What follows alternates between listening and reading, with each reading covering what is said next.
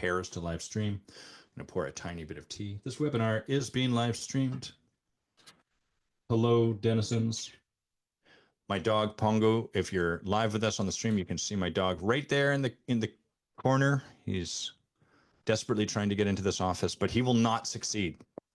That's Pongo. He's our second dog, and he's a lot of trouble. That's basically, I think parents of children have this experience where they're like, whew, my first kid was a handful. And then they have a second kid and they're like, whew, my first kid was a perfect angel. And that's how I feel about Pongo.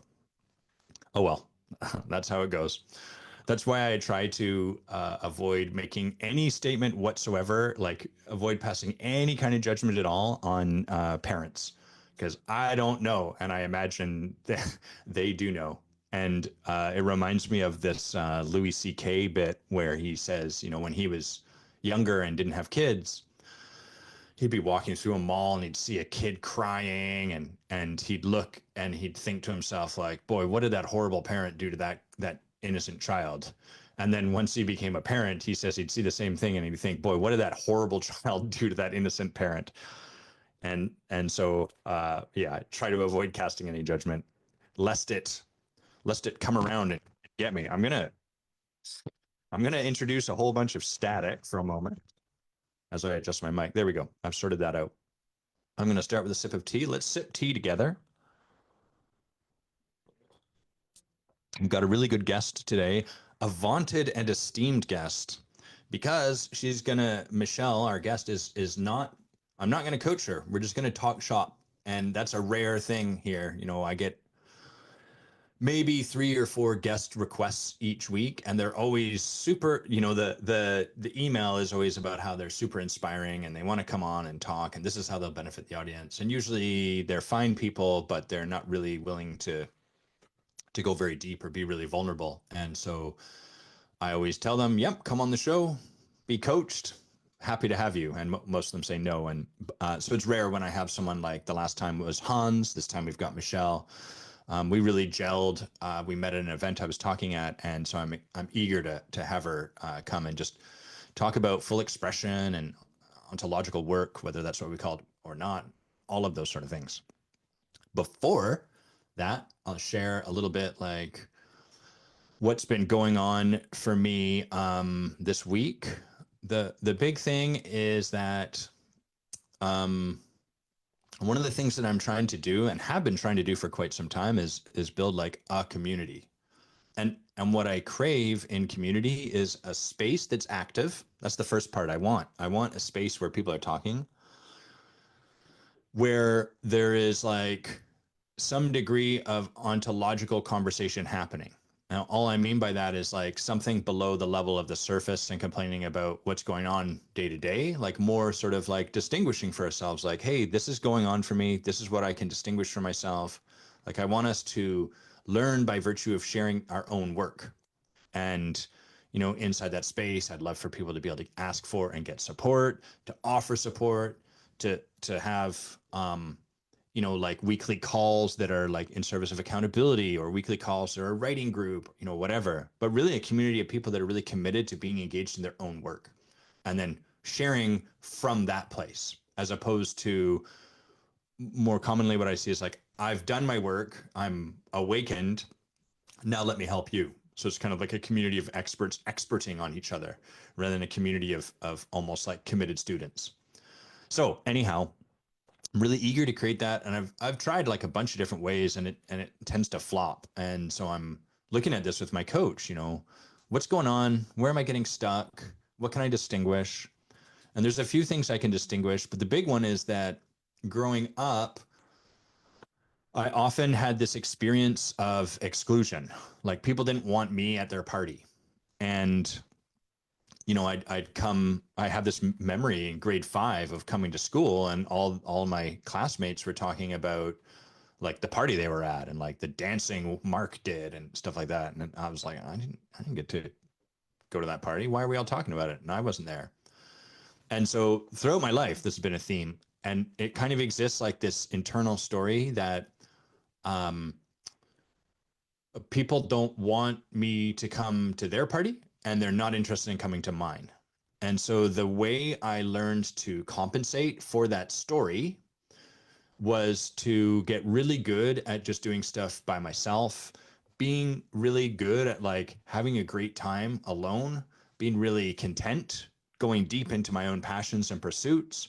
And if other people kind of see me out of the corner of their eye or like, yo, what are you doing? That looks cool. Then like inviting them in, but not directly being like, come join me for this, come do this with me. And there's like a safety in that in all things, it provides like, I don't have to really confront saying, do you want to come over here and do this with me? And then they say, no, I do not. I'm like, ah. And so I've been creating community kind of from that place, sort of like half-heartedly a little bit. I'm making my own thing and you can join me if you want. And I'm trying to get out in front of that. I'm trying to break that up and create a breakthrough so that I can create a different result for which that old way of being, that ontological strategy is insufficient. It lets me be comfortable not facing rejection, but it's not going to create the community that I really committed to building, that I want to make happen. This piece of hair is doing crazy things for me. So part of that, I've been looking at like what's that about? What is there for me to break up? What is there for me to practice? What actions are there for me to take in the face of that story? The fantasy is, oh, I'll do a bunch of coach work, I'll eradicate that story, then I'll take the action that I wasn't willing to take. But that's never how a breakthrough happens. The way breakthrough happens is we distinguish the story, and we're like, this is all the action I'm unwilling to take because of the story. And then we create a new story to come from, but we still have to take that action with the old story there. And so that's what I'm doing. I'm practicing like stepping out more, asking for more, getting support, all of that sort of stuff. And it's really great because anytime you're trying to create a breakthrough, the reason you haven't already created it is there's a breakdown you're avoiding, you're resisting. In this story, the breakdown for me is being rejected or being excluded or, getting back the feedback that feels that way. Whether or not it's intended that way is irrelevant. How it lands here inside my story about myself, that's what matters. And so the breakdown is what we'd rather avoid, and as a result we never create the breakthrough. So I'm practicing in the face of that, and so I've sent out like a bunch of emails, a bunch of requests, messages, like, and right now what I'm doing is asking people like, yo, what do you want? Like what actually draws you into community? What would have you stay? What would you need to see or get? And a couple things happen, as is often the case. The first is like all the cool stuff. Like people are like, wow, that's so cool that you feel that way. It's never how I'd experience you. Or, wow, you're so generous. Or, thanks for sharing. I always learn something from your writing. I always love that. That's amazing. I'm like, hell yeah. But then there's also all of the other responses, which are like totally fine in and of themselves, but they're challenging because they land inside my story. So some people have told me, like, some people have kind of stiff armed me. Like, basically, I'm not really interested in community, and I'm not your audience. All the best to you. Ugh. Right? They're fine. I want to be super clear. This is not a critique of them. It's that response lands right in the they don't want anything to do with you, Adam story. And that's the breakdown that all of us humans are continually trying to avoid. The hope is that if we just do the thing we've been afraid to do, all we'll get is the first type of response where people are like, what are you talking about? You're amazing. Come play. But that would be unrealistic. And that would be there'd be something up if that was the case, because the abundance of life would be missing. The fact that rejection is there, that's a part of the abundance of life, and that wouldn't be present. So that'd be like, suspect. And so I get responses like that. I've got responses where people have like basically coached me unsolicited, like, well, here's where you should actually be looking, instead of like, have you considered that this is a bit vulnerable for me to make this request? And all of these people are being totally fine. There's nothing wrong with how they're showing up. They're just showing up the way they're showing up. That's what it is to be a human in a world of humans and to take swings as a human. But it's challenging in the face of my story. And the reason I'm sharing all of this is because anytime we want to create a breakthrough, this is, in my experience, what that path has to look like. If we don't have to face that breakdown that we're avoiding, then we're probably not on the path of creating a breakthrough. That's how you know, is that you get responses like this and you're like, fuck that person. It's like, oh, not actually fuck that person. What's really happening here is there's like a breakthrough I'm on. And to get to the point where that breakthrough is created and this new way of being, community, being impacted, authenticity, intimacy, all of that becomes available to me, requires letting these experiences, these moments I would otherwise rather avoid, requires allowing them to show up. That's the hard work of breakthrough territory, of ontological transformational coaching. So that's like the big thing that's been up for me right now. It's been cool. And a few other pieces I want to share about it. Like, one is I can feel part of what is concerning for me is the tendency I have to get excited about something and then pull away from it. And so I have a little concern that that might show up for me. And there's now I've gotten a bunch of responses. I'm like, what do I do with this? And then where do I store this along with the other 50 ideas that I've got and the other 7 books that are halfway written, and all of that sort of stuff. So these aren't things that require a solution. These are just parts of my journey, and part of what I'm working through as I engage with my own coach and get support, all of that sort of stuff. So that's that. Okay, let me talk briefly about our guest and then I'll bring her on. So Michèle and I met, I was doing a talk at an ICF chapter event. So we had the annual general meeting for our Vancouver chapter, which is kind of the big ICF chapter for the province I live in, British Columbia. And at the end of my talk, she came and just said, what you said really resonated, really aligned with my own work. And I was like, super cool. And we set up a time to get together and chat afterwards. And it's always a mixed bag, anytime you do any kind of event and people say that, because sometimes they're just inspired by your story. Sometimes people are like, oh, this really resonates with my stuff, and you discover like, oh, maybe not so much, or maybe they were just enamored with like, your personality or whatever it happens to be. But anyhow, much to my delight, Michèle and I got on the phone and we're like, wow, there's a lot of similarity in what we work with, the journey that we're on, our philosophy on human nature and leadership and all of this sort of stuff. So as we were talking, I was like, it's pretty clear we should get on and just jam. Let's just jam on topics and hit the record button. We'll see where it goes. So we're going to do that. We're going to see where this particular conversation leads us. I trust that it'll be of value. And with that being said, let's get you on, Michèle. Let's get your video on. Let's get your mic on. Oh, so Here prompt and punctual. Hello. Hello. Tell me about the word belief you've got in your background there. Well, it's a book, actually.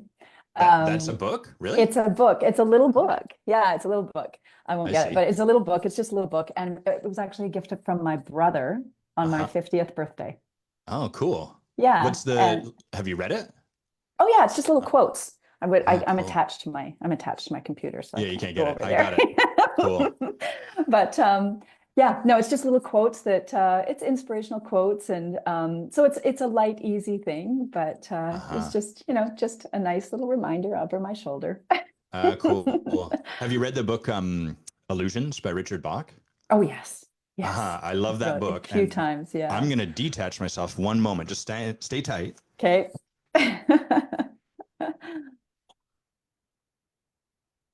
Dead air on a podcast, but right? He references this book, The Messiah's Handbook. I don't know that one. So this is from Illusions. Okay. For those of you that haven't read Illusions by Richard Bach, you simply must. It's a phenomenal book. And in it, it's about this mundane, ordinary person learning about what it is to really be a leader or a so-called Messiah. Not actually a Messiah, like the chosen one or anything, but like, a human who's just living their life in accordance with their life and all of that. And so in the book, he gets this little handbook called the Messiah's Handbook. And the way it works is you open it up to any page, and there's little things in there that tell you exactly, in theory, what you need to hear. So I just opened this up and it said, care about understanding, and before you know it, in just a few decades, you'll have a system of thinking that gives you answers whenever you ask. And then I guess we're meant to sit with that and be like, oh, very deep. Yeah. Reminds me of the Tao Te Ching. But anyhow, this beautiful book that's velvet Wonderful. covered. Oh, Yeah, it reminded me, seeing that yeah. Believe book. I was like, oh yeah, I love having little books like that are sort of, there's no magic to them, and then there's all the magic in the world to them, because the Right. magic is in the moment and what we make of it.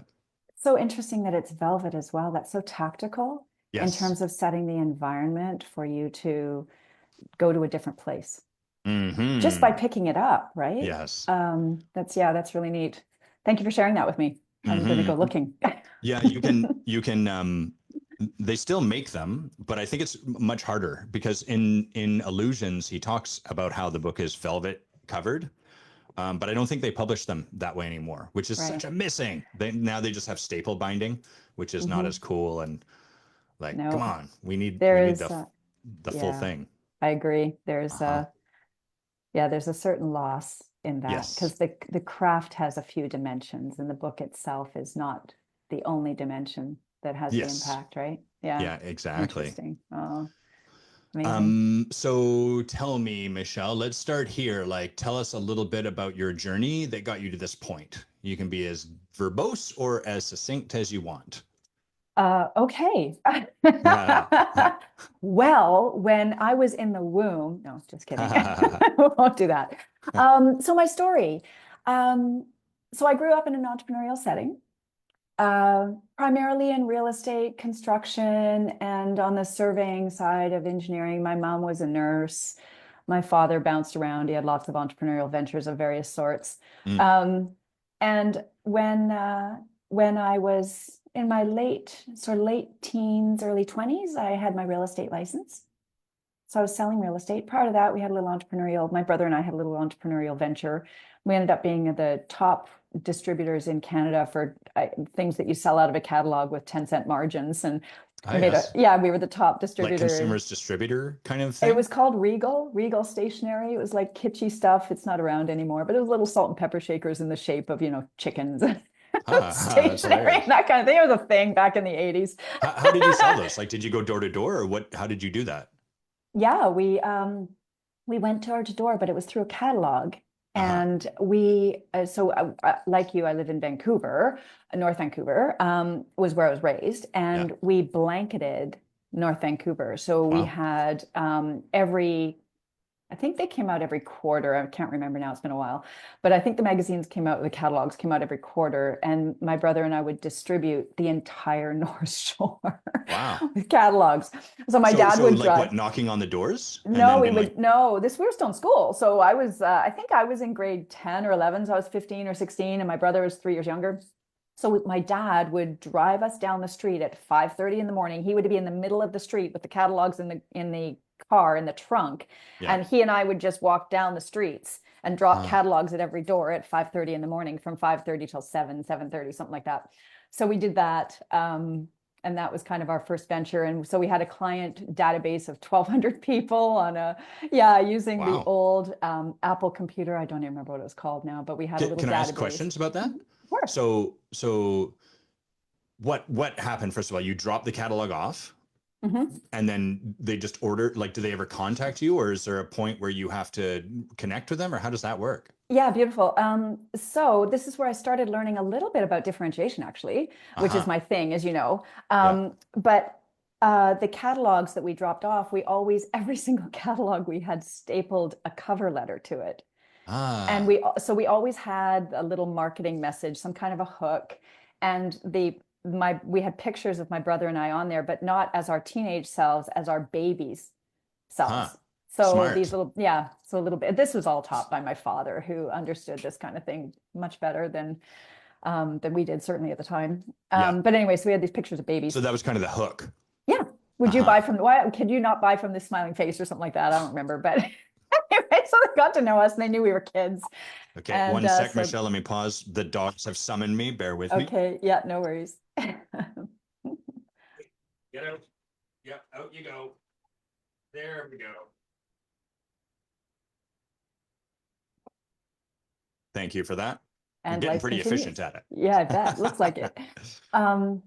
Yeah, so anyway, we did that, and that's how we learned. So people would phone us then, so it would have our contact I see. information. So we would get a phone call, they would place their order, and then we had the little kits that we would write down their order with their name and address. And so we had organized it that we did deliveries. So we went to the warehouse on Saturdays and picked up everything for the order for that week. And then on Sundays we would deliver. So Sunday was delivery day, and then Monday to Friday we delivered catalogs and did our homework and went to school and all that stuff. And then Saturday we went to the warehouse and sorted out all the orders. Anyway, so 1,200 clients later, or customers, I guess, we ended up hiring someone to join us to help, and then he ended up buying. We got tired of it. He ended up buying the list and buying the business, if you will. I mean, it was that's very compelling and interesting, because for me as a kid, what I couldn't be with as an entrepreneur, or at least in theory, was the rejection of like going to someone's. I couldn't be with any of it, really, to be honest. Like even showing up and being like, "Are you interested in cookies?" And they might say no. Oh, how would I be with a no? I couldn't handle any of that. And so, and as kind of exemplified in the story I shared at the top of this conversation, but that approach is really quite genius, because you don't really have to be with any rejection. It's like you drop off the catalog, you've got the cute picture of the kids, and then all you have to do is fulfill on the order when and if they decide they want to come through. Wow, that's brilliant. Yeah, so it worked. I mean, this was my dad's inspiration. I think the whole thing was inspired because my brother wanted to get a paper route, and my dad didn't want to be constricted or restricted by the schedule of a paper route and what that required. So he was aiming for us to have an entrepreneurial experience with a bit of time freedom, I suppose. Yeah, brilliant. I don't know that that's ultimately what happened, but anyway, so that's how I started. And then I went through high school, and I, did that, and then I was in the service industry for a while, and then I got my real estate license, and I did that for a bit while I was at university. Went to UBC. What was your degree in? In French. Oh, cool. Oh, that's awesome. I was very clear on my objective for school, and it really didn't have a lot to do with getting a job or getting educated for that. I mean, I got my degree, but I was really most interested in meeting people who were such a fantastic reason to go to school. Yeah, I mean, people will argue with you, but I think that's a brilliant reason to go to school. Yeah, I just wanted to meet interesting people. I wanted to meet people who were studying interesting things. It just made things interesting. So I did my degree in 5 years, graduated, and then I moved to Tokyo. So during that 5 years, I was selling real estate. Sorry? On a whim? Kinda. It was stimulated. You mentioned earlier, breakdowns create breakthroughs. Yes. I had a bit of a breakdown. But so during university, I was selling real estate. I didn't like it, and that's kind of how I ended up going to Tokyo. I wasn't happy. I was in university, I was meeting people, and I was selling real estate, and by that time we owned some real estate, and with my brother and my parents and whatnot. But the whole thing was just not working for me. There was no me in that journey, if you will. So at that time I was 25, and I thought, you know what, this is not working. And I knew intuitively that I just needed to literally extricate myself from the wonderful but very powerful influence of my father. Yeah, so I it was hear time. That in the story. Yeah. There was a lot of my dad in my story up until that point. And I thought, there is no way, there was no way that I could move across the street or even move across the country. It wasn't far enough. So for me to get that distance that I needed. So I moved to Tokyo, and I taught ESL, as a lot of people were doing in the early 90s, spent a couple of years over there. And then I came back in 93. And how was teaching ESL? I loved how I was teaching ESL. The teaching ESL was fine. But I loved the students. I loved Japan. So I loved the whole experience over there. I met one of my absolute best friends over there, who's an American woman who was over there doing the same thing. So we're still friends today. We're actually FaceTiming tomorrow. Cool. Yeah, so Japan was amazing. And it was just such a, for a person who hadn't actually done any traveling of consequence, I'd traveled a wee bit of Canada and I think I'd been to California at that point. And that was pretty much it. Mm. So it was a massive opening for me Yeah. in terms of empathy building, understanding other cultures, just really getting a sense of the differences in the world. And of course, Japan is, it's such a warm and inviting community of people, Mm. and also so constricted by Yes. the rules, Yes. Yeah. which was foreign to being from North America. That's such a foreign thing for me. Yeah. So it was interesting to see it in action. So that actually had a lot to, it informed a lot of what I do today as well, because I was so curious, but also sad that there was such a lack of ability to self-express. And we talked about that. I talked about that with my students. So anyway, I came back and I didn't have a Can job. I ask like a question about that? Mhm. So, um, lack of ability to self-express, you know, because they're constricted by the rules and this is the appropriate. And so you said you were sad. Like, did it occur like there was sadness in them? Like, or was it sort of like, this is amazing. This is exactly how we want things to be. Like, how did you experience, how Mm. was that being, what was the expression of that in the people you were with? That's a great question. And I don't know that I would say, there's always in anything like that, there's awareness and then there's not aware, there's no awareness, Yeah. there's some awareness, and then there's intention or feelings around that awareness, if you will. Yeah. Right. Um, and I would say I saw all of that.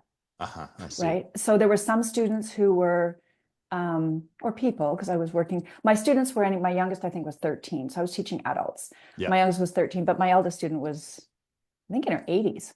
Wow. I was going to say 90s, but I don't think she was 90, but she was definitely in her 80s. He's incredible. Oh, it was amazing. Like, Yeah. so inspiring. But so there was some who kind of were like, well, this is the way it is, and it just is, and they were fine and happy and went on. Then there were others that were lamenting or a bit melancholic, maybe sad about that. Just going, I don't know if I accept this, but this is the way it is. Right. Very few rebels, and when they rebelled, if you will, against those rules, they rebelled in ways that would still be accepted. Give And us then an example. well, it was commonly known, and people talk. I don't know that it's still the same today. So Yeah. remember, this was in the early 1990s, right? So I No, can't I'm going speak to to quote what this. it's like today. No, this is getting soundbited. Right? Please don't. But what people talked about quite openly was that behaviors were accepted if they were drunk. Right. Yeah. So that was the one way that they spoke to their inability to self-express in their everyday life. Yeah. But under the influence of alcohol, which was a very common thing, Yeah. and some people would probably, I think, pretend that they were under the Yes. influence That so makes that they would sense. have that freedom to self-express. So it expressed a little bit that way. So that would be an example of that. That's fascinating. Yeah, it The was. thing. Go ahead, It please. was no, it just was fascinating, right? It was a study. I was there for 2 years, and I was always studying. Uh-huh. The thing I'm really Yeah. like that I love you spoke to there was sort of even when they would rebel, it was inside of the appropriate way to rebel, which really like that speaks to like our ontology in a lot of ways. And I'll just give an example over here, kind of analogous to that. And then we're going to come back to your story. But like one of the things that that I'm standing for in the world is like to reflect to people the essence of who they are. And so for a while, I was writing this book on the smartest people in the room, and I was doing a lot of research into brilliance. So I was talking to really brilliant people, and I would say, like, the reason we got into this conversation is because I asked someone who's the smartest person you know, and they mentioned your name. So like we're starting off from the foot that you've got a lot of brilliance. And then because as humans, we struggle to like own our greatness and we have stories about what it means to say you're smart. How dare you, all of that. The people would then launch into a lengthy caveat of why, well, I'm not actually that smart. And the hilarious thing was they were so fucking brilliant in how they caveated their brilliance. It was like the most brilliantly They were articulated. outthinking themselves, right? Yeah, and it's cool because even in spite of ourselves, we're expressing that which we are. Or the other side of it is even when we're trying to like do the thing that's outside of where we're stuck, it tends to be a reflection of our stuckness. So that's really interesting that like that would be the sort of safe, I got to rebel against this system somehow, but I'm still in the system. And so here's the safe, the safety valve, the release, the pressure release. Well, absolutely. I mean, you touched on it earlier in your preamble, right? About the sense of belonging. Uh-huh. We all want to belong. Like there isn't a single person on the planet that is setting out to be rejected. Mm-hmm. Mm-hmm. Right? We all want to be along. We may choose rejection for various reasons. Those are different motivators, but the intention is to belong. We have that Mm-hmm. deep-seated desire for community Yeah. and that kind of thing. But so there was, that was a part of it. Yeah. Anyway, yeah. So yeah, every part of me loved Japan. So much fun. And it was a huge opening for me as well. Why did you come back? Why did I come back? Mm-hmm. Given what you're sharing, like what motivated? Candidly, Yeah, so I please. was 27. I was 27 years old, and I was thinking, okay, do I want to live in Japan for the rest of my life? Because I'm thinking, Right. I wasn't kind of ready at that point, but I was thinking, babies, settle down. Is this where I Roots. want to be? Yeah, is this where I want to be? And I wasn't, and I knew that no, I did not want to be and live my life in Japan. I loved Canada, so I wanted to come back. So I came back because of the timing, and I thought it was appropriate because what do they call it? The clock started ticking, and I thought, it's probably time to just kind of put myself in the ground and be at least where I want to be, and then who knows where my life is going to take me at that point. So yeah, that's what I did. Okay. But remember, Japan for me was this, you talked about the breakthroughs creating or breakdowns creating breakthroughs, right? So it was interesting that I chose Japan to go to. Well, actually, Japan chose me because the way I ended up in Japan was I just wanted to leave. And I was literally applying to everything from Princess Cruise Lines to teaching ESL in Greece to going to Turkey. Like it didn't matter. So you were like, not Japan, but anywhere else. Well, no, Japan was part of it. It was just like I was just applying to jobs that were international in those days. It was like classified ads in the Vancouver Sun. Right? Yes, I miss those days. No other way to find anything. Yeah. So yeah, this English language school from Japan had an ad in the paper, and they were hiring teachers, and they had a hiring office in Vancouver. Nice. So that's how I ended up there. I didn't go and then get a job. I was way, way too scared for that. Yeah. I needed to have that kind of security. So I got the job here, and then they took me over. But on reflecting back, what the universe presents you with what you need. Yeah. Right. And Japan was a reflection of an inability to self-express. And why was I there? Right. Share more about that. Like what for you was a struggle to self-express? Well, I had 25 years with a very strong father who he people who have known him have called him manipulative. So we can call him what he is, or was. I don't want to give labels to it. He was just really, really strong, and he had ideas about what he thought was best for me. Whether he was right or wrong is irrelevant. Yeah. What I want to honor is that he was doing his best, and I actually believe that. But I just felt like I needed to find myself outside of his influence. But okay, so that makes total sense. That's the context in which you couldn't self-express. But I'm curious, like, were there particular like I would imagine, well, I'm not even going to speak to what I imagine, but like, were there particular aspects of yourself that felt at this point in your life kind of like suppressed or held in check? Oh yeah. I mean, he had an idea of my identity. What my identity was and what it would become. So he was strongly influencing that, right down to things like how I got my hair cut. What I wore. Interesting. What was the appropriate haircut? Oh, it was short. I see. Very mature. I was 25. Yeah. Right? Or that was when I left, but jeepers, I was 21 or 22, and I had really, really short hair. I see. Which is fine, but that wasn't really me, I think. Yeah, so it sounds and I didn't know. I just didn't know. But I was beyond the point where that kind of influence, as we know, is reasonable, right? I should be able to cut my hair the way I want to cut my hair. Right. And not feel judged by it or influenced that, are you sure that's what you want? That kind of thing. Right. Yeah. So it was time. It was just time. And I knew I that. see. And I was like, I got a problem. I got a problem because first he was good at influencing me. And I was also receptive to being influenced. Uh-huh. So Right? it sounds like less like a particular aspect or part of your essential nature that was stuck down, more just broadly speaking, you had this sense like, I'm kind of, okay, got it. I just Okay, wanted, so yeah. bring us to how you get into coaching and what you do now. Like, how did that come about? Yeah. So I came back from Japan. I didn't have a job and I ended up working. I got a job. Remember, I had a degree in French and I had not really had many jobs. I'd worked in services, but other than that, no. So I got a job in financial services. And I was hired as a cold caller to begin with. Anyway, well, definitely facing some rejection there. That'll strengthen you. Yeah, rejection. Yeah, that I don't want to say that's not. That wasn't a motive of rejection was not a motivator for me, I think. No, I don't doubt that at all. Right? Yeah.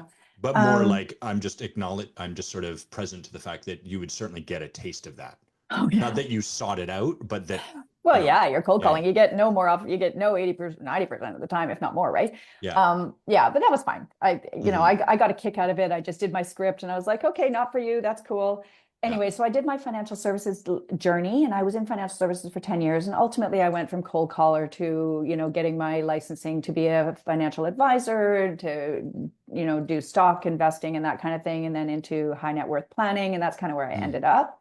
Yeah. 10 years later. And at that point I had been exposed to coaching. So that's where this comes in.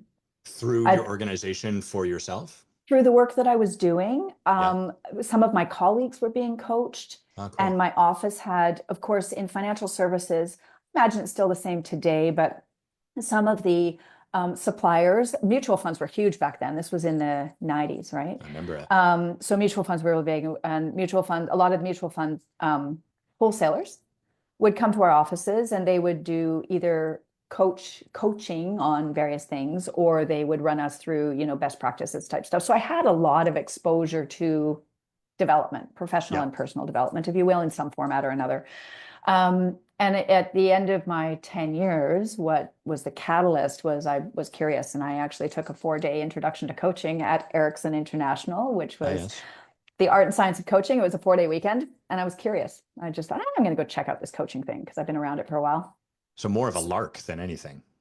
In a sense, I wasn't thinking anything other than curiosity and I'll learn some stuff and let's see what happens. But I wasn't really thinking beyond that. Well, I came out of that 4 days and I was literally. Hold on. How old were you at the time when you went into that? 33. That was in 33. Okay, early 30s then? I think so, yeah. Yeah, fair enough. Okay, cool. Might have been a bit older. No, I was a bit older. I don't know. 38. I was 38. Right, because you've been trying to do the math. Been doing this for 10 years. I was trying to, okay, got it. Yeah, I was 38. Later 30s, yeah. Yeah. So I went in and did that. And then I came out of that 4 days and thought, I'm not even interested in like the markets, and I can't stand talking about the Dow Jones. And this is just, I just really didn't like talking about, I like the tax planning and I like that planning with, financial plans. What do you get to do with your money kind of thing? Yeah. But so I wasn't living really authentically, but I had found a place to, park myself for 10 years and develop some expertise. Yeah. Anyway, so I came out of that coaching thing and left the next day and hung my shingle as a coach, and then signed up for the 1-year coaching certification course. And 4 days in. So after 4 days, you were like, I'm out. I'm out. Jeez. Wow.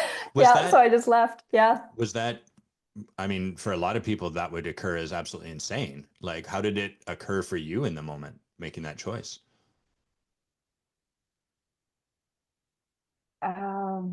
Yeah, I just knew. Interesting. And remember, I was lucky. So at that time I was married, and my income was not essential, but it helped. So yes, I had the financial freedom to be able to do that in a sense, right? So I recognized that my courage was, I had a nice big safety net underneath me. So because I wasn't trying to satisfy my own I didn't need to fill. sustain yourself or Yeah, I anything. wasn't trying to You had a sustain little bit of myself. freedom and flexibility. Thank you for Yeah, that. makes sense. So it Yeah. gave me so it appears risky, but it was less risky than it probably was But because I had to. notwithstanding that, 10 years of being involved in something, and so you hang your shingle as a coach, and I'm just curious, like, what are sort of the content of your thoughts at this point, as you're like, all right, I'm going to start off as a coach. Like, what are you thinking about? Where is your mind at? Well, it was interesting because towards the latter part of my career in financial services, my colleagues, of course, we'd go and hang out, go for lunch or whatever. And my questions were always like things like, how are you getting clients? And how are you designing your client experience? And what what is your strategic stuff? Yeah. And they were wanting to talk about markets and I planning. Yeah. And so my questions were always different. So part of what, again, I was blessed because I had already been leaning into coaching in some format, if you will. And when I left financial services, I was able to engage some clients right out of the gates because they already knew how I thought Nice. and where my orientation was. So that was sort of the kickoff. And then it was actually the next breakthrough, if you will. There was I wouldn't, I love your language, the breakdowns lead to breakthroughs. I wouldn't say that there was a breakdown necessarily, but 2 years into the coaching, I was less defined. I knew that I wanted to work with services because I want to work in an area that I know. I knew that. And I knew some things about the coaching that I wanted to do, but authentically, I didn't know. And anyway, I was working with my own coach. As Shout they do. out. Yeah. And she said, exactly. And she said, well, you're a differentiation coach. So she kind of put a label on it or a language on it. And I kind of stopped short. Sounds cool. This was in 2006. I mean, coaching wasn't even really a thing. It wasn't a well-developed thing back then. There was life coaching, and coaching wasn't what it is today. Established. Yeah. Not at all. So I was already swimming upstream in terms of saying I was a coach, and people were, oh, life coaching. And then there's the subtle roll of the eyes.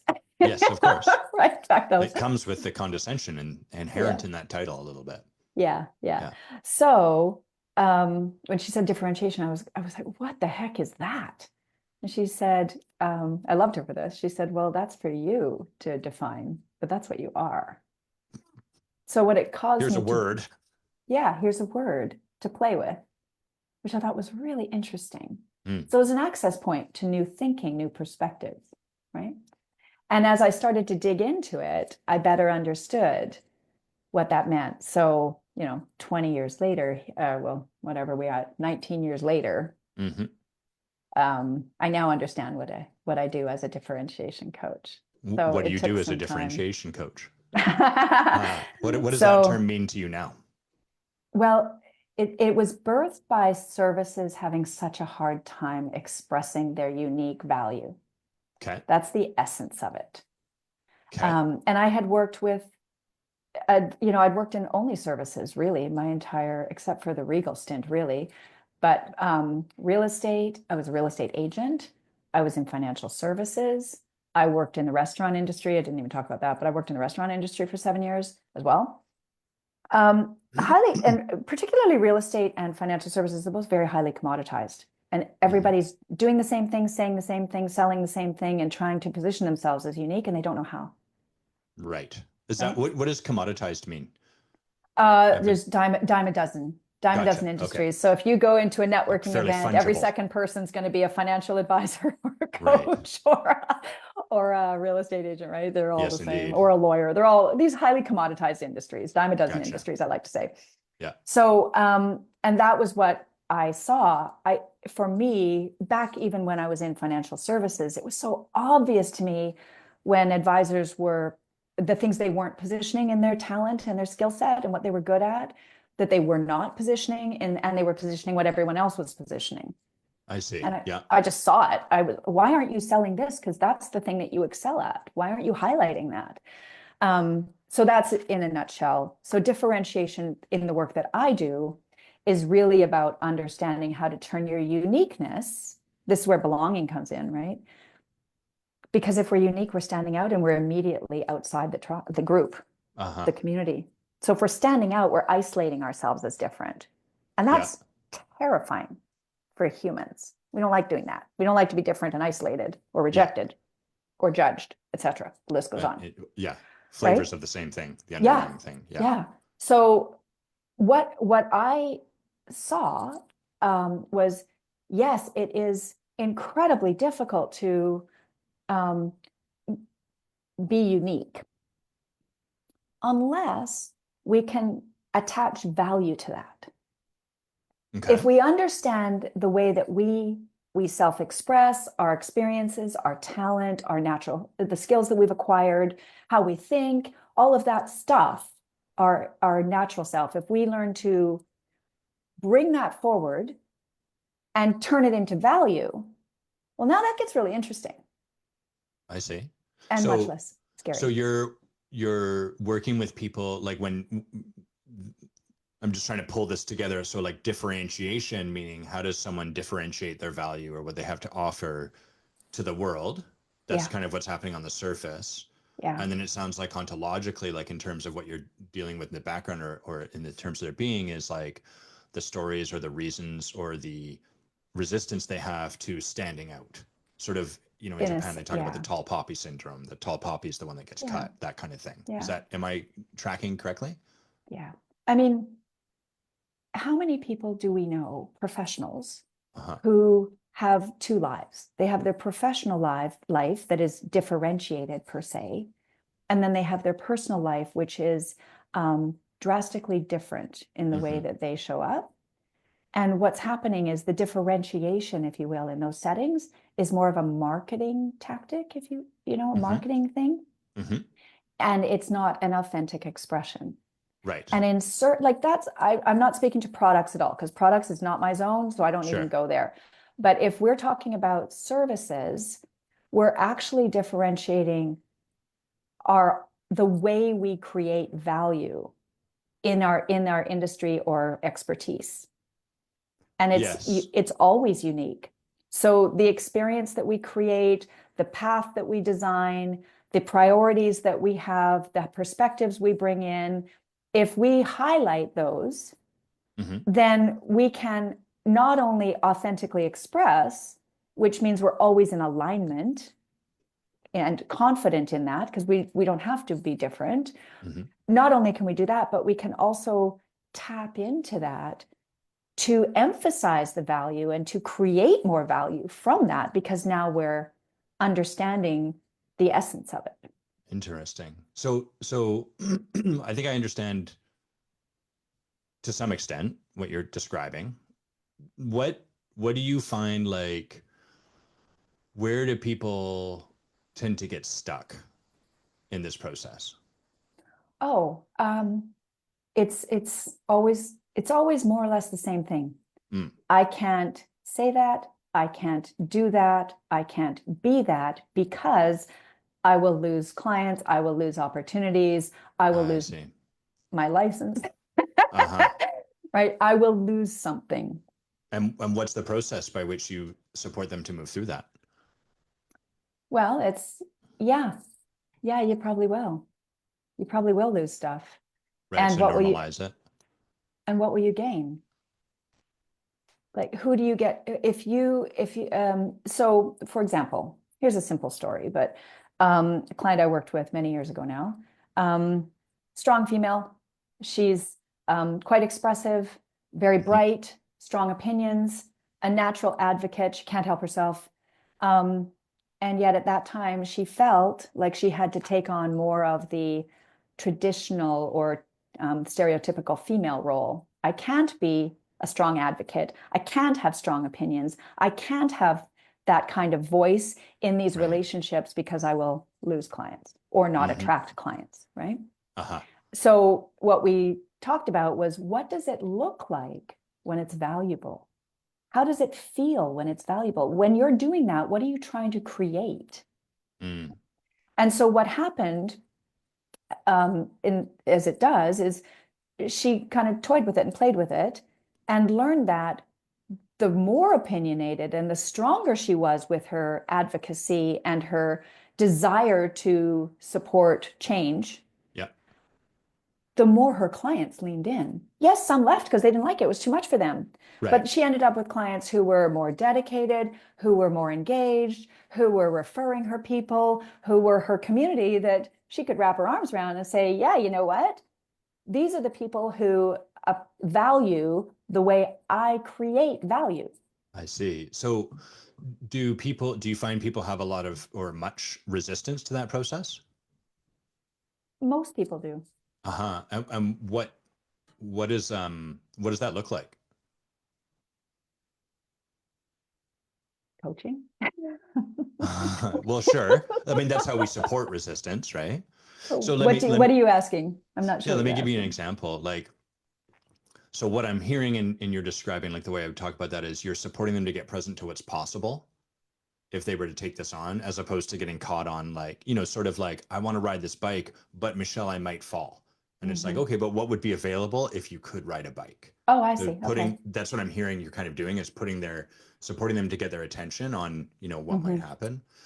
What I notice is there's like many ways that the ego will work to support to keep us safe by keeping us doing what we're doing, the status quo. So like some of the ways I see people resist whatever would be like getting really empowered about the way things currently are. Things are pretty good. I don't have to change things too much. Oh, it's kind of nice. Why do I even want more clients? Why do I love my that sort of stuff. So that's one example. Or another way I'll see it show up is they'll get really fascinated by like, it's so interesting that I'm afraid to ride the bike. Like this week, what happened was uh, my mind started racing about the pedals and all of that. And like, isn't that fascinating? So they'll get really fixated on their resistance as opposed to like the thing in front. So those are like a couple ways I see people kind of subtly be in resistance to that possibility. And I'm curious if there's any ways you notice your people kind of like that resistance can show up. Obviously, coaching is a vehicle to support them to move beyond it, but I'm more curious, because people listening will be like, what am I doing? Yeah. yeah, and they'll see themselves in that resistance versus, of course, work with a coach, right? That's our central thesis here. But like, Exactly. Yeah. yeah, what are some of the Well, ways you see people in resistance? well, I think those are accurate. To your point, if I'm going to get on the bike and I'm going to fall down in order to be able to learn how to ride the bike, I think the first thing that helps is to acknowledge that you're going to fall down and that it's going to hurt. And that's okay, because you're going to get back up again. And that's the piece that this is the courage piece that's such an important part of any journey, is really having a faith in yourself and understanding that it's okay if you fall down. You're going to get up again. You've done it before. You've done it hundreds of times in your lifetime in various iterations. And so if we can understand and step back and kind of look at, when have you done this type of thing before? Let me interrupt. I think you're talking about how do we overcome our resistance. Am I hearing that correctly? Oh, sorry. Yeah. And you're asking about what does it look like? Yeah. Oh. Because in order to overcome our resistance, we first have to distinguish it. If I don't actually think I'm in resistance to myself, then it's going to be hard for me to do a thing to overcome it, right? So Yeah, I'm curious more like, how do we highlight that? yeah, or are there ways you notice your people tend to get stuck? Never mind getting beyond it, just like, what are It's some of the interesting. ways that they get a bit caught through their brilliance, through their gifts? That's a great question. What I want to highlight here is, I think the first thing that we need to do, because people are resistant when we're resistant, there's something underneath. Certainly. Yeah. And what I'm getting at here is, when I'm working with someone, the resistance, it gently goes away. And the reason for that is because when someone truly sees themselves, and when they truly honor what's inside of them, we can hear that the coin drops. You know that the coin drops. And they go, yeah, that's true. And the moment they connect with that I'm not talking about overcoming here. Actually, I'm talking about the awareness of the fact of that truth, or the awareness of that moment where they're not congruent. As soon as that truth lands and we give it space to be understood, when that happens, for at least my clients anyway, it happens through the journey of time. And so the resistance is gently swept away. It doesn't happen in a moment, but it happens through the journey of understanding and breaking down. To your point, we kind of go inside. What is the resistance? I don't ask those questions. That's not a place that I tend to go, because what I'm wanting to highlight is the truths and the authentic self. So that's just my approach to it. And I find more often than not, so there's a couple of things in my coaching practice, so I'll speak to my own. The clients that I'm working with, if there's resistance if there's consequential resistance and literally very little transformational change, something hasn't happened very much earlier in our process. So I need to go back. I need to go back with them and strip down further. And so I'm always watching for that. So is transformation happening in incremental moments, so that they're picking away at it, as opposed to here's the cutoff and here's where it's. So there's little testing and there's little trials and there's why don't you just take a tiny little step and just give that a shot and see how it goes. Would you be up for that? And that's where the resistance is removed, because people are generally willing to try something, right? Something, whether it's small, even seems microscopic, but is that something you'd be willing to test? And that's, in my experience, where resistance is kind of a more gentle removal. Cool. At the early stages, right? We have resistance every day. I'm not going to pretend it's not there. We're all negotiating with ourselves 24/7, right? But I think, well, I know, I feel, I see it, that when we are in our authentic space and we connect with our authentic space, and that's not always easy, but when we do, the resistance is less strong. Well, one of the things I really appreciate about you, Michèle, is your access to and the spirit that you present into the space. Like the spirit, the divinity. I can hear a lot of that in your approach and what you're describing. So what would you say, like, in your journey, where have you, like, what's been challenging for you? Where have you felt, it's been, what are your breakdowns? Where have you been stuck along the way, or where do you get caught? What tends to be challenging for you to be with? Yeah, great question.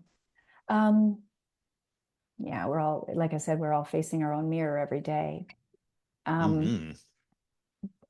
wouldn't say that I'm any different from anybody else in terms of resistance and trying things and being true to my authentic self and being true to my essence. And we can all fool ourselves about authenticity, crying out loud. We're like, oh, this is my authentic self. And we know darn well it's not. Somewhere in there, we know.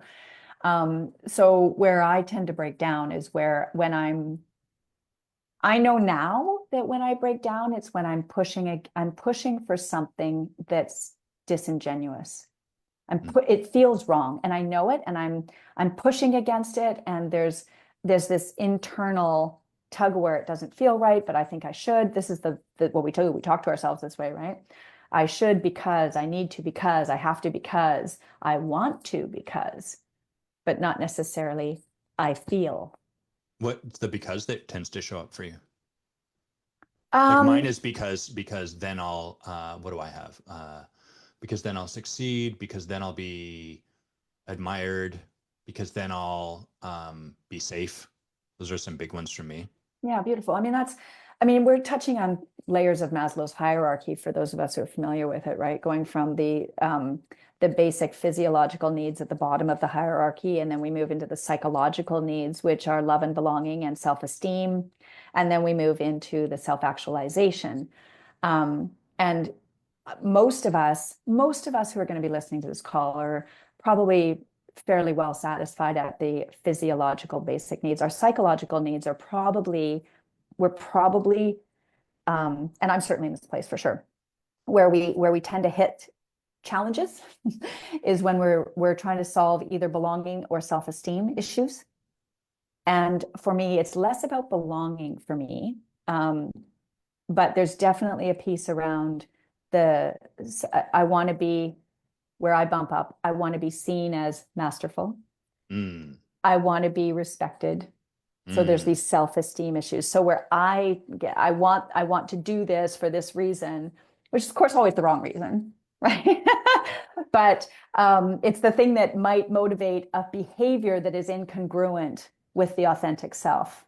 As soon as and so that's when I start. So I've become attuned to that, and I still trip up regularly, but I'm more attuned to that now. When I notice, am I driving something for the respect, the reputation, if you will, or how I'm seen versus who I am and what the value is that I'm creating? And I'm constantly looking in the mirror, You were talking earlier about, so breakdowns. What did you say? Resistance. So for me, I love resistance. And for me personally, the reason I love resistance personally is because I know I'm facing my truth. It's sitting there right there. It's a mirror. It's sitting up there, and anything that I'm resisting is something that is I need to face. I need to learn. I need to understand. So that's where courage comes in. I kind of feel like they're in play together. So that's where I break down, is when I face a mirror of some kind, and I don't like it, and then I'm like, oh, this is resistance. Oh, this requires courage. Well, what's going to drive the courage? And then I have to go into the authentic self and go, okay, so what am I trying to do with this courage? If I'm just being courageous because I'm trying to show my ego that I'm in a good spot, that's not so good. You have it very well thought out. I think about this all the time. And it's part about can tell. transformation, right? This is my life. I live here. It drives my kids nuts. They're like, Mom, everything doesn't have to be a lesson. And I'm like, are you kidding me? Everything's a lesson. Everything's always a lesson. I mean, we joke about it, but. So in the pursuit of, that beautiful part of you that is sort of like, will I be masterful? Will I be respected? What are some of the, so let me provide context. There's all of the beauty of like our higher self knowing I don't need to honor that. I don't blah, blah, blah, blah. I can see that that's actually not congruent with my truest self. All of that is true. But I'm a real fan in holding with reverence the parts of ourselves that are very human and that are also important, that are like, but I'm craving that. And so that's what I'm wanting. That's why I'm asking this question, is like, what are some of the things that part of you, that maybe a lower or just less conscious part of you does to seek that mastery or that respect? Yeah. I think we do that. Well, I do that on a regular basis, I think. So seeking respect, that's an interesting question, because for me, respect is a dance. Negotiating with self, right? You earn respect, and then you can demand respect, if you will. In some cultures, that's important. So my relationship with respect is morphing. And what used to be, so this is where I bump up, because my old story is respect is someone who is masterful on their game, got it all together. That's my old story. Person who's totally, never flustered. Right? That person. Got it. Unflappable. The old story. Unflappable. Thank you. That's the language I was looking for. my new story that I'm growing into is there's a respect for vulnerability, for the authentic humanity of each of us. And that's a piece that I've wrestled with for a very, very long time. So differentiation is not surprisingly part of my journey because of my journey, right? We all, as coaches, we know we tend to coach to the things that we also want, and we're moving in that direction ourselves. So, I spent the first 25 years of my life being influenced by my father. My mom, they were married. She was a quieter part of my influence in the journey. But then here I am today. So for me, the new story of respect, as I'm seeking respect, now it's about how am I first respecting myself for being authentic and vulnerable and genuine and real, and honoring others for their humanity, which my old story didn't allow for that space. And so I bump up against that every once in a while, right? Especially in a professional setting. Oh yeah, my old story pops up and I'm like, oh, I got to show up this way and I've got to talk this way and I've got to, do whatever I need to do to be respected. And then usually there's some, that's when the physical stuff starts happening, because we start getting feedback that we're incongruent, right? Our body starts doing whatever it does. Our heart starts racing, we get hot, or we start talking too fast or whatever, but we do stuff. Our body reveals our lack of congruency. So I'm more attuned to that now. Not always. Thank God. But I do notice it. Thank God. Thank God you're not always attuned to it. I mean, to be always at a higher level would be to separate yourself from your humanity. Well, in a sense, but if you're attuned to what your body's doing, it's, for me, when I'm attuned to what my body is telling me, then it's an invitation to kind of go, where am I being incongruent right now? Like that's how I see it. Maybe that's not accurate, but to me, the body gives us access to learning. And sometimes, to your point, sometimes, you know what? Screw it. I don't want to learn today. I'm just done with learning. Like, not everything's a lesson, right? And sometimes, that's true. Not everything's a lesson. And sometimes we just don't want to learn. And that's okay too. And being able to just honor that and know that that's our choice, I think is really valuable for each of us. And go, that's okay. You know what? I'm not accepting that lesson right now. I'm choosing this. And that's okay. If we have that awareness, then that is part of building our humanity.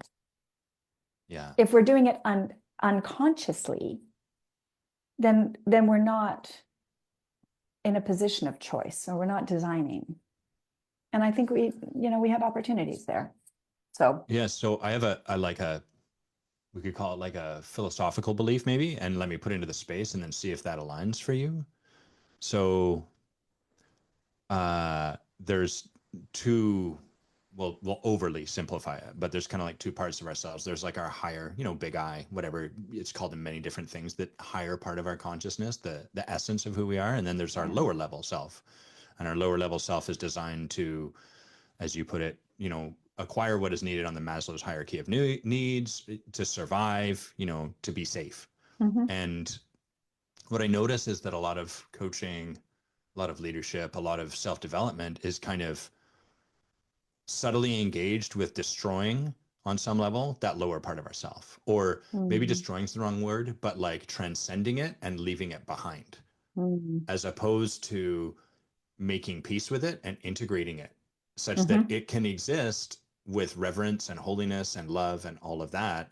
And so, my experience, I remember this moment where the Dalai Lama, someone had asked him like, I struggle with anger and you don't seem to have any trouble with that. And he kind of smiled, laughed to himself, and he was like, I have a great deal of familiarity with anger.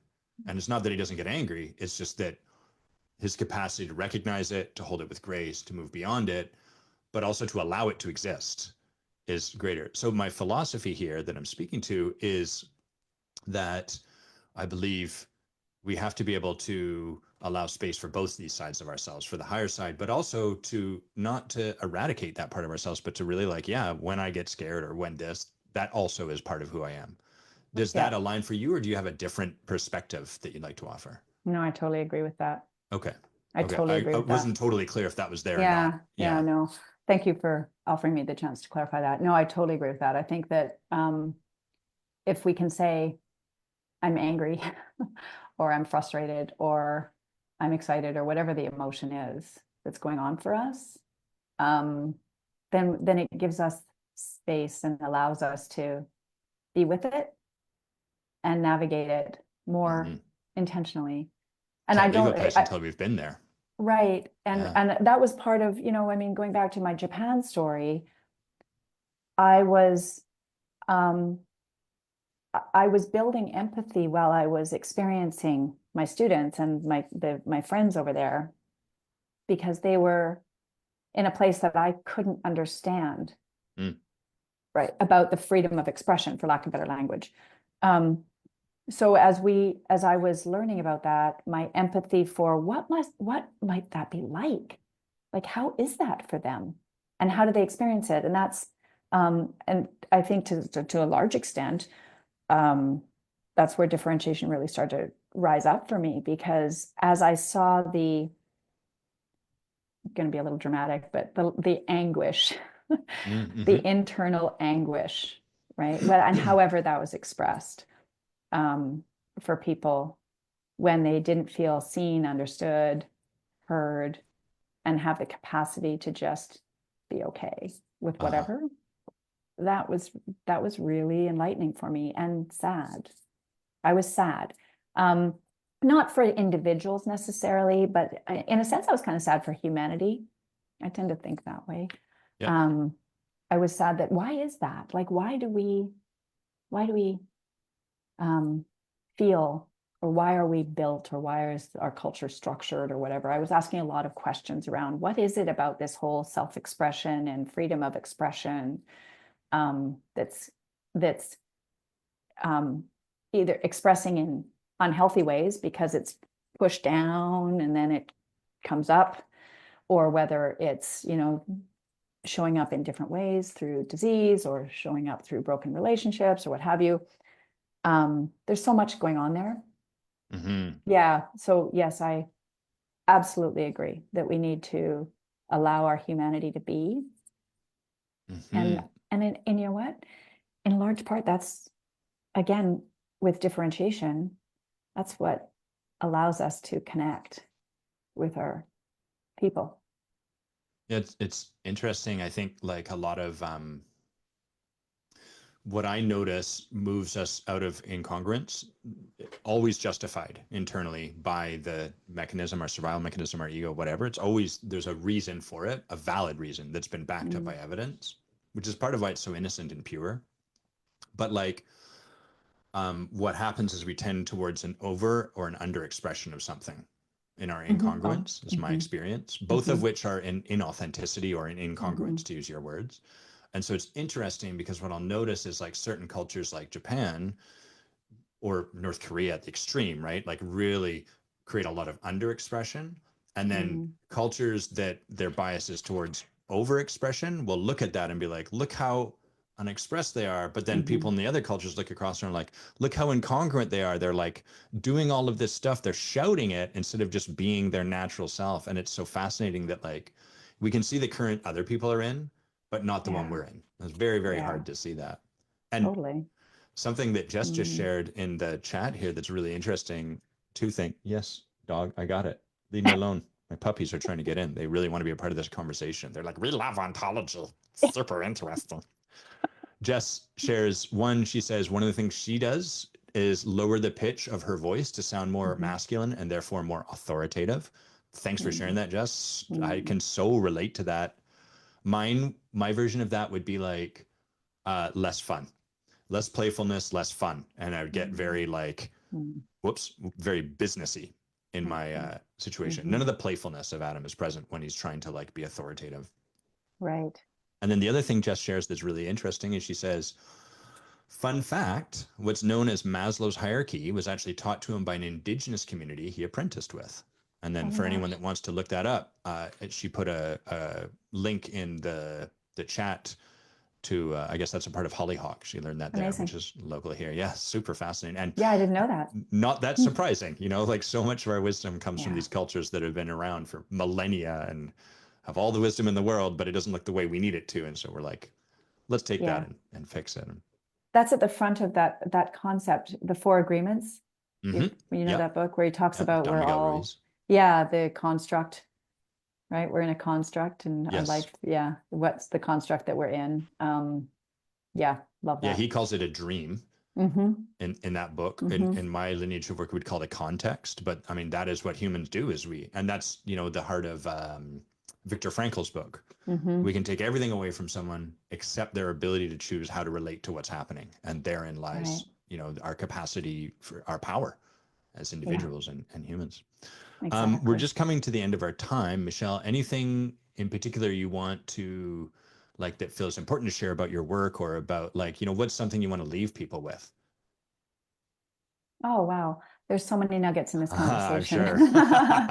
I would suggest, I would just encourage people to jot down what bubbled up for them, Mm, whether, it's a path through the journey or starting the journey or whatever it is. Like you know what you need. mm, uh, and I think that would be what I'd leave you with is listen to what's bubbling up for you and notice what you either responded to in a positive way because it resonated or something that maybe challenged or provoked you to have an emotional response that is either negative or different. And that's the piece that you get to explore, like what's going on there for you, because resistance, yeah, resistance shows up that mm, way, right? And if it resonates, then there's something there that is probably worth developing further and digging into a little further. But yeah, mm. that's the piece that I would encourage everybody to do is kind of distill this down to what are the nuggets that you had some kind of emotional reaction to, It's whether it's cool. resonating or otherwise.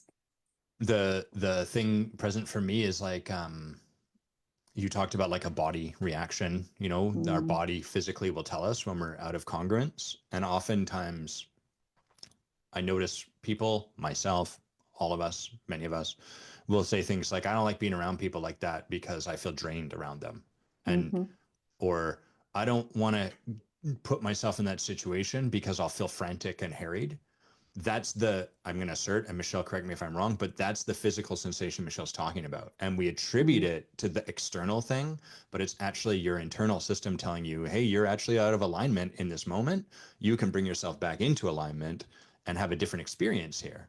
So rather than yeah. avoid the situations or the people that drive up that physical sensation, lean into those and then Mhm, use the physical sensation to find your way back to congruence with your truest self.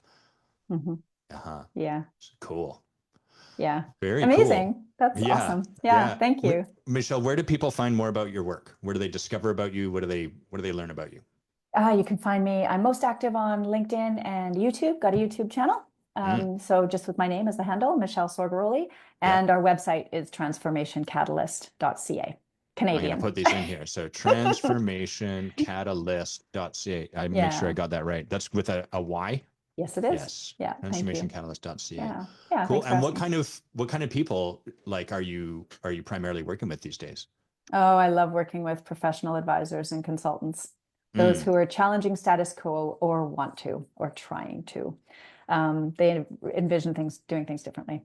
So for those cool. people who are trying to figure out differentiation, trying to blaze a path forward, and for the life of you can't figure it out, yeah, that's fun. Uh-huh. Yeah, that's cool. It's really cool too because those people are in helping professions themselves. So Yes. when they engage with this kind of work, create the foreground result of differentiating themselves, but the background of like becoming more authentic in themselves, there's a you can't be around someone who's transforming without experiencing transformation yourself, which is Yeah. so cool. I think Yeah. it was Leon Vanderpool in his book A Shift in Being put it, he said, to be around someone who's transformed is transformative. So when those Mhm. people, I love it, you know, when they work with you, I imagine there's a shift in their business and it starts to be like their clients are no longer just getting value, which is first and foremost the imperative. We have to Yeah. provide an ROI, but also their clients experience a shift, a difference in how they show up in their lives. And that's friggin' cool. So Right? I love that those Yeah. are the people you're Yeah. working with. I love what I do. That's As do cool. you, I know, right? So Yes, yeah, yes, super indeed. fun. But yeah. Yeah. Thank you. Thanks so Um, much for this. Yeah. my pleasure. Anything you want to plug right now that you're doing, releasing, putting out into the world? We have a community that is called Expand.